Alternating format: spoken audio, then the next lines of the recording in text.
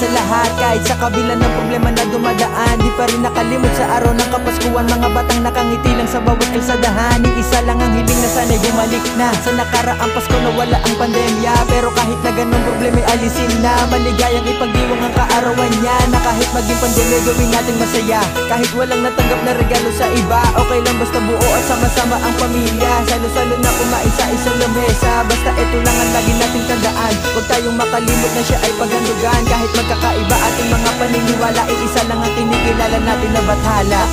Ang mga problema ay kalimutan mo na natin. Pag-ibig sa isa't isa at mabuting hangarin.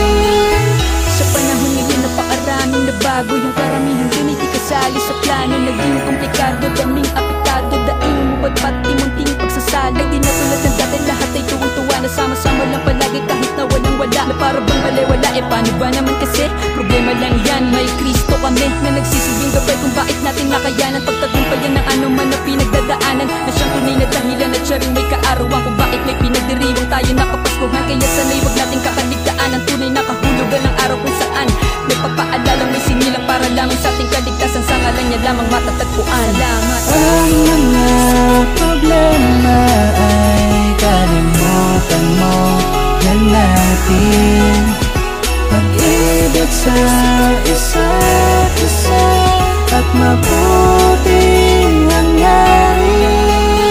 Papalapit na naman ang ating Kapaskuhan, mga problema natin ay ating kaligtaan. Kasama ang barkada, kapatid at turingan, sama-sama ang lahat para Pasko'y maramdaman. Pairalin ng pagmamahal sa isa't isa, ngumiti ng masaya at huwag ka nang mangamba. Sa pandemya na dinadala ng ating kababayan, ay huwag nating hahayaan ito'y mapangibabawan. Ang lungkot, pag-uspaltan natin to ng kasiyahan, dahil ang Pasko na to ay para sa pangkalahatan. Kailangan maligaya ang bawat isang pamilya, salo-salo sa lamesa kung tawagin at tsabuena. Magsasabit pa ng medyas para magkaaginado, tradisyon ng Pilipino na hindi na mababago. Di kailangan pagtatalo, ito lang magagawa ko, dahil di naman mahalaga material na regalo. Ang mga problema ay kalimutan mo na natin.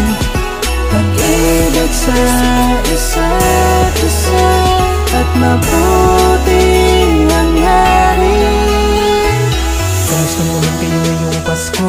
Sana nasa maayos pa rin itakbo ang araw-araw nyo kahit nagkaganto, at makabati nyo na yung mga nakatampo para mawala na ang ilangan. Di naman kasi yung kailangan ang makita mong nakangiti lahat. Ang sarap sa pakiramdam, huwag mong ikailayan. Kasi higit pa sa liwanag ng pangod kapag alam mo na panatag, at may kasamang pag-ibig ang nakahain pagkain sa ating lamesa at nakalatag. Gawin lang natin punuto ng saya, dapat ay walang oras na maaaksaya. Sigurado masaya na ating Diyos Ama pagkat na mahal ang ating ipinadama. Kaya ang mga problema ay kalimutan mo na natin. Pag-ibig sa isa't isa at mabuting hangarin. Sana makasama ko kayo, makasama ko kayo ngayong Pasko.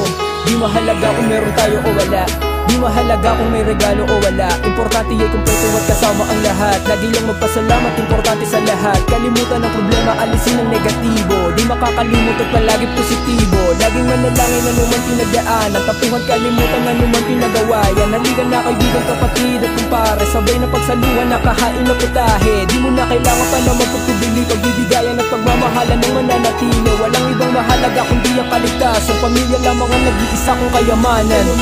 Ito ang gabi na masaya, dahil sa isa't isa natin ay mapalaya. Dahil ang Pasko ay para lamang sa lahat.